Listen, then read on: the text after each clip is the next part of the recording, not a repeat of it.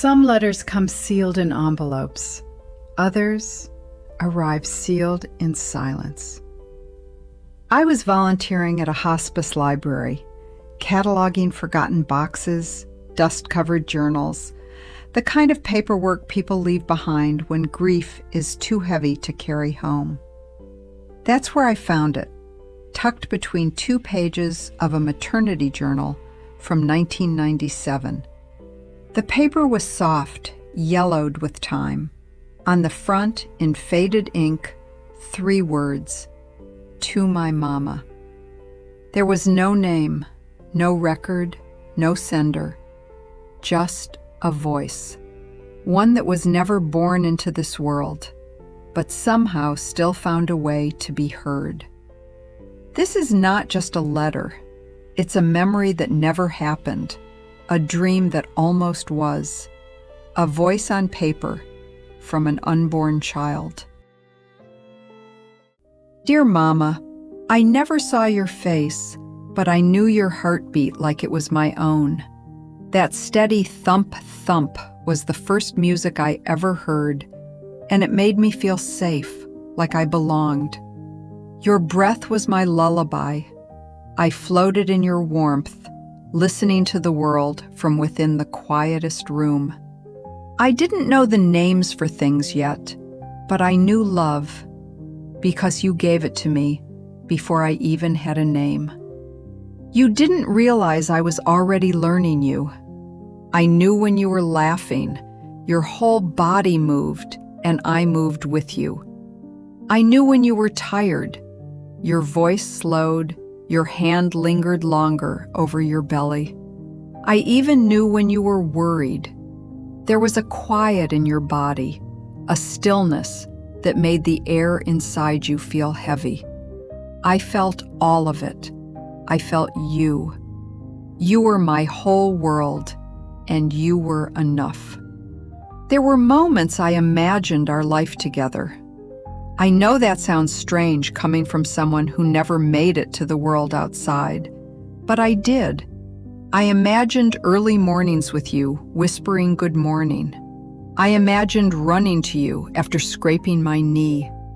I imagined you calling my name across a park, your voice dancing in the wind. I even imagined bedtime, your arms wrapped around me, your heartbeat against my back, your voice telling stories that made the stars feel close. Sometimes you'd press your hand against your belly and speak to me. You'd tell me about your dreams for me, the ones you hadn't even told anyone else yet. You said things like, "You're going to be brave," and "You'll be kind, I just know it." Your voice was soft and shy, like you were afraid the world would hear. But I heard every word. There was a day you laughed so hard you nearly cried. I think someone told a joke. I couldn't hear it, but your joy was loud inside me. I bounced with your laughter, and I thought, I want to stay here forever. But forever, it turns out, is sometimes only 6 months long. The day the doctor frowned, I felt it. Not just the silence in the room, but the change in you. Your heart beat faster, then slower, then faster again. You held your breath when he spoke. I didn't understand the words, but I understood something important had changed. You cried that night. I felt the tears roll down as you curled into yourself and whispered, "I'm so sorry." You weren't apologizing to the world. You were apologizing to me. But Mama, you didn't fail. You loved me. And that is more than most people get in a lifetime.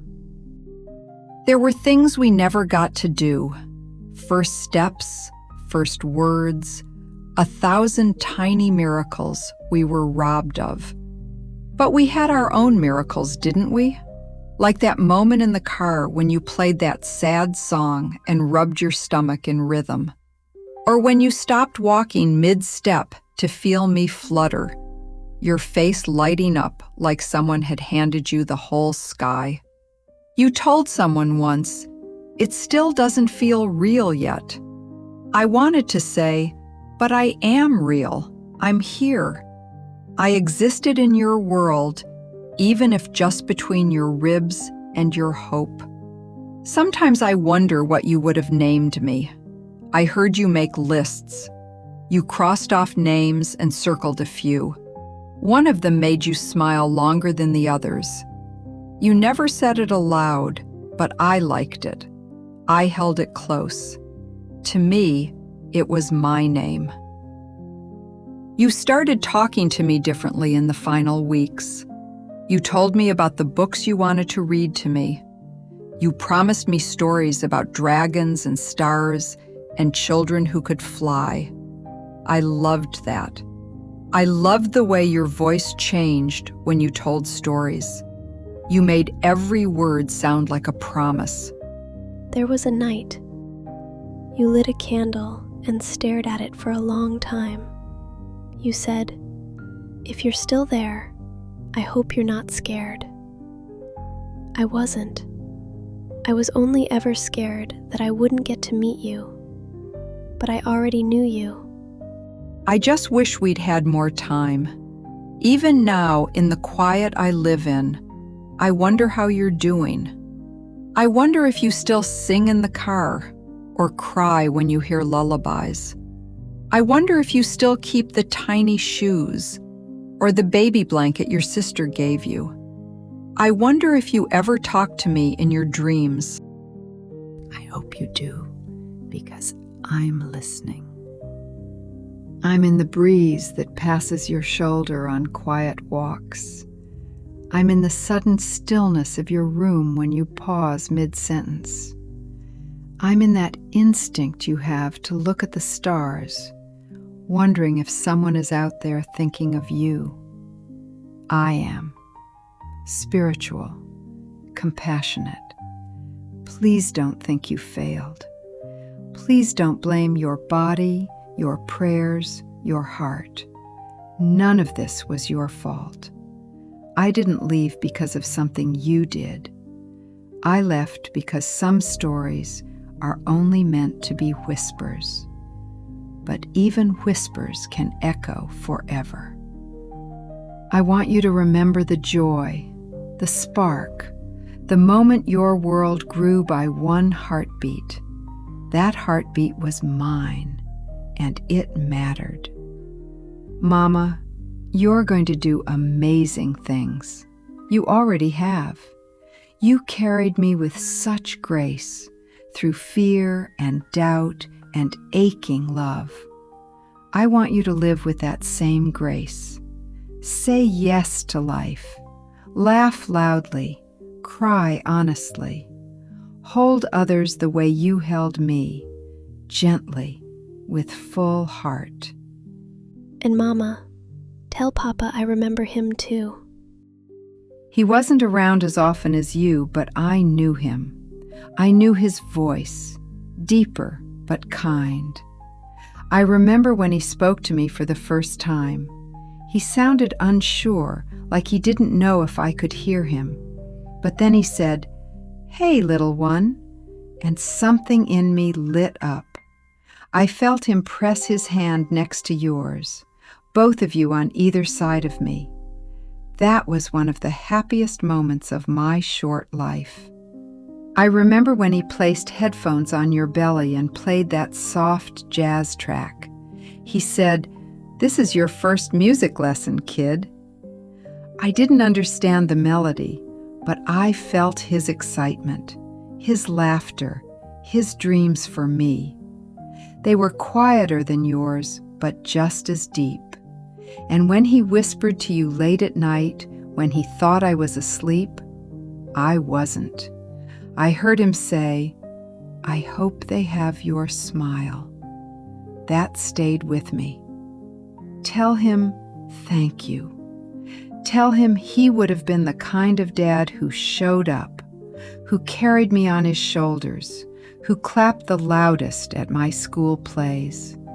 I knew it, and I loved him for it. And when your time comes, far from now, when your hair is silver and your heart is full, I'll be waiting. I'll be the first arms around you, and we'll have all the time we missed. Until then, live. Live like the world was made for you, because for a while, my world was you, and I was lucky.